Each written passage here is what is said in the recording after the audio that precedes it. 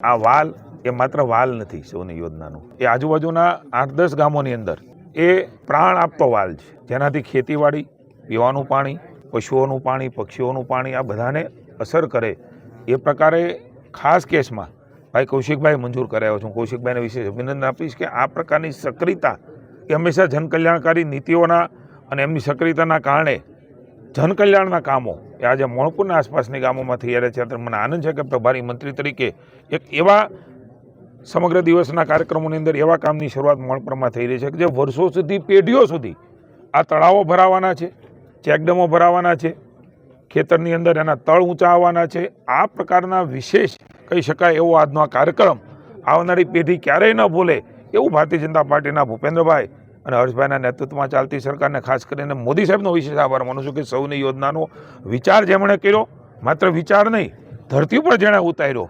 વિરોધીઓ જે તે વખતે એવું કહેતા હતા કે આ ભૂંગળા તો નાખે છે પણ ભૂંગળામાં હવા આવશે. મારે એમને કહેવું છે કે ખેડૂતોના જીવન બદલાવવાનું કામ એ સૌની યોજનાની અંદર એ ઠેબી ડેમ હોય કે અન્ય અમરેલી જિલ્લાનો ડેમ હોય એ ડેમ ભરાવાના છે, ચેકડેમ ભરાવાના છે, તળાવો ભરાવાના છે અને એના કારણે ખેડૂતમાં સમૃદ્ધિ કેટલી આવી, એમના જીવનનું ધોરણ કેટલું સુધર્યું એ પણ એટલું જ મહત્ત્વનું પુરવાર થયું છે. ત્યારે મને કહેતા આનંદ છે કે ગામડાને બેઠું કરવાનું કામ એ સૌની યોજના દ્વારા થયું છે.